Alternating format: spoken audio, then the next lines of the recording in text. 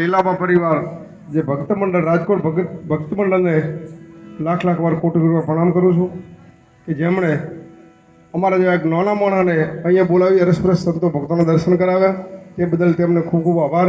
તેમજ વ્યાસપીઠ ઉપર બિરાજમાન મારા હૈયાના હર્ષમાન દરેક સંતોના પાવન ચરણમાં મારા કોટી કોટી વાર પ્રણામ. તેમજ દૂર દૂરથી વધારેલા મારા ભાવિ ભક્તો ગામડે ગમડેથી વધારેલા ભાવિ ભક્તો બહેનો નાના ગુલકાઓને મારા સમાદાસના અંતરના ઊંડાણથી શ્વાસે શ્વાસે જય ગુરુ મહારાજ.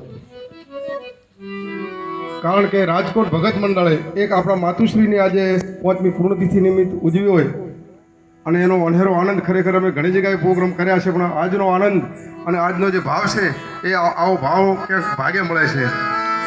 અને આપણા સંતો કહેતા હોય, આપણે એક માતાશ્રી છે, સંતો એટલો વખાણ કરે છે, મા બાપને ભૂલાયો જ નથી સાહેબ જગતમાં. મા બાપનો મહિમા એટલો બધો આપ્યો છે કે જેની કોઈ સીમા નથી.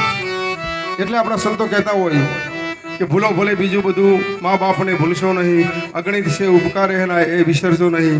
પથ્થર પૂજા પૃથ્વી તણા ત્યારે દીઠું તમે મુખડું, એ પુનિત જનના કાળજા પથ્થર બની શુદ્ધશો નહીં. કાઢી મુખથી કોળિયા મોહમ્મદે મોટા કર્યા, એ અમૃત તણા દેનાર સમાર ઝેર ઉગળશો નહીં. લાખો ખર્ચ બધું મળશે પલ પલ, એ ચરણની ચાહના ભૂલશો નહીં. કેટલો બધો મહિમા આપ્યો છે માતા પિતાનો. અને જ્યારે આપણને પરિપૂર્ણ સદગુરુ મળે છે ત્યારે પણ કહે છે કે પ્રથમ તમે તમારા માતા પિતાને યાદ કરી લો. સંતોના પુરાવા છે.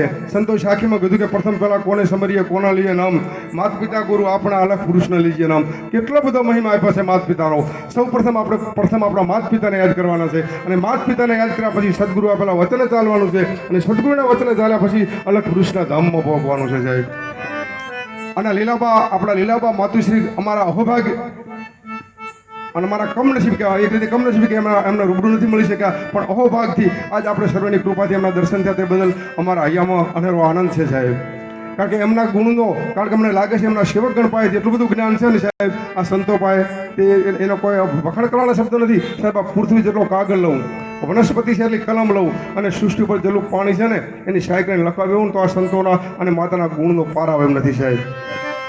બાકી માળાના વખાણ તો બધા કરતા હોય છે, માળાના વખાણ તો બધા કરતા છે, કારણ કે માળામાં એમને મોતી દેખાય છે. પણ હું તો રહેલા એ માળામાં રહેલા દોરાના વખાણ કરું છું કે આ માતાજીના જે રાજકોટ ભગત મંડળ પરિવાર એક દોરાની જેમ આ દરેક સંતોને બોલાવી જકડી રાખ્યા છે. તે બદલ આ કુટુંબ પરિવાર માટે એક સન્માન માટે જોરદાર તાળી થઈ જાય સાહેબ. ધન્યવાદ છે આવા વીર પુરુષના આવા પ્રોગ્રામો કરવા. બીજું સંસાર, આ સંસાર છે ને એ શમશાન કરતાં પણ ભયંકર છે. આપણો સંસાર છે ને શમશાન કરતાં ભયંકર છે. કારણ શમશાન છે મરેલાને સળગાવે છે, જ્યારે સંસાર છે ને જીવતોને સળગાવી રહ્યો છે સાહેબ.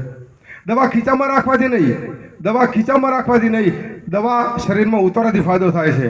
બાકી તો રસ્તામાં હાલવાવાળાને કચરો દેખાય છે, પણ જે કચરો વેણતા હોય છે ને એ કચરામાં એમને એની રોટલી દેખાય છે સાહેબ. સંબંધને સંબંધીઓ કેટલા છે મહત્વનું નથી. સંબંધને સંબંધીઓ કેવા છે એ મહત્વનું છે. કારણ કે 10 મણ લોખંડ કરતાં 1 તોલા સોનાની કિંમત વધારે હોય છે. દિવસે ને દિવસે મોંઘવારી વધતી જાય છે. તમે જોઈ લો બાકસની કિંમત 1 જ રૂપિયો છે. મિત્રો યાદ રાખજો, સળગાવવાળાની કિંમત કોઈ દિવસ વધતી નથી સાહેબ. જીવન એવું ન જીવો લોકો ફરી યાદ કરે, જીવન એવું જીવો લોકો ફરી યાદ કરે. પાણી ઉપર તમે દરેક વસ્તુને તરતી જોઈ છે, પણ પાણીને તરતું કોઈ દિવસ જોયું છે સાહેબ? પાણીને તરવું ને તો બરફ બનવું પડે. એમાં સંસારની મળી બાજુ આપણે તરવું છે ને, ભક્તિમાં તરવું છે ને, તો જૂનું ભૂલીને નવું સ્વીકારવું પડશે સાહેબ. આ જિંદગી મળે છે વારે મળવાની નથી સાહેબ. હવે જિંદગી આપણે કહીએ, જિંદગી એટલે શું? તો જ્યારે આપણે પંચભૂતનો દેહ માતાના ઉદરમાંથી તૈયાર થઈને બહાર આવે છે ત્યારે ફક્ત શ્વાસ હોય છે, નામ નથી હોતું. અને જ્યારે આ દેહ પડી જાય છે ત્યારે શ્વાસ નથી હોતો, ફક્ત નામ હોય છે. એમ નામ અને શ્વાસ વચ્ચેની જે સફર છે, જે યાત્રા છે, એનું નામ જિંદગી સાહેબ. હવે આ જીવન મળે છે, આ જીવનો તરવા માટે સંતોએ ઘણી બધી વાતો કરી છે. આ જીવનો તરવા માટે શું કરવું પડે? તો પ્રથમ તરવા માટે આપણે ફક્ત ને ફક્ત ગુરુ કરવા જોઈએ. સમયના અભિમાને બીજો કહી દઉં, બીજો ખુલાસો કરી દઉં કે અહીંયા તમે કે હું જે શબ્દો બોલે મારા તમારા શબ્દો નથી, આદિ નથી, સંતોના શબ્દો છે સાહેબ. એનું તમને કે મને સહેજ સારું બોલતા, સારું ગાતા, સારું સત્સંગ કરતા હોય તો એનું સહેજ તમને કે મને સહેજ દેહમાં જો નાનંદા સાહેબ સહેજ અભિમાન આવી જાય ને તો સંત તો શું ભગત કે ભક્તિને લાયક ના કહેવી સાહેબ. એટલે એના માટે ફક્ત ને ફક્ત સદગુરુ ચરણે જવું પડે. હમણાં સાહેબે બહુ સુંદર વાત કરી. હવે સંત ગુરુ ચરણે જવું હોય. બીજું કહી દઉં કે હું અહીં બોલું, મારા શબ્દો નથી, સંતોના શબ્દો ગુરુના ટૂંકમાં બતાવી દઉં સમયના અભાવે. ગુરુના સંતોએ 3 પ્રકાર બતાવ્યા છે: નવકા ગુરુ, પતા ગુરુ ને ઢેફા ગુરુ. આ સંતોના શબ્દો છે. હવે નૌકા ગુરુ કોને કહેવાય? તો નૌકાના હોડી થાય. આપણે નદીના આ કિનારેથી નદીના હમા કિનારે જવું હોય તો એ હોડી આપણને ભવસાગર તારી શકે. એમાં સંસારની માલિપા આપણને નૌકા રૂપી હોડી રૂપી સદગુરુ પરિપૂર્ણ મળે તો આપણને પાર ઉતારી શકે. હવે પતાગુરુ એટલે પોતે એકલા ગુફામાં જઈને ભજન કરે, એકલા તરે, બીજાને ના તારી શકે, એને સંતોએ પતાગુરુ કીધા. હવે વાત રહી ઢેફાગુરુ કોને કહેવાય? ઢેફાગુરુ આ સંતોના શબ્દો હજી કહું છું. ઢેફાગુરુ અત્યારે મારા જેવા જગતમાં આચાર્યો વધી ગયા છે. મને ખુદને ખબર નહીં ભક્તિ શું વસ્તુ છે બાપુ, હકીકત છે. મને ખુદને ખબર ના હોય ભક્તિ શું વસ્તુ છે, ભજન શું વસ્તુ છે, સ્મરણ શું વસ્તુ છે, ગુરુનું સ્વરૂપ શું છે, મને ખુદને ખબર ના હોય અને હું ગામડે થેલા પકડીને ચેલા મોડવા મળું સાહેબ. એટલે હું ડૂબે ને મારી પાસે અનુયો ડૂબે. એટલે આપણા સંતો કહેતા કે ગુરુ લોભી સલો લાલસુ દોનું ખેલે દાવ, દોનું ડૂબે બાપડે ચડી પથ્થર કી નાવ. ગુરુ લોભી સલો લાલસુ શું થાય? બે જણા ડૂબે. એટલે ગુરુ પરિપૂર્ણ કરાવવા જો. અને ગુરુ મળ્યા પછી શું કરવું?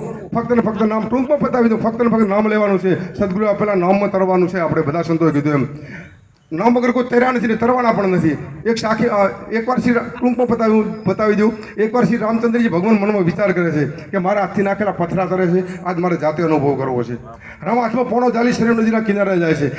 રામને બીક હતી પાછી.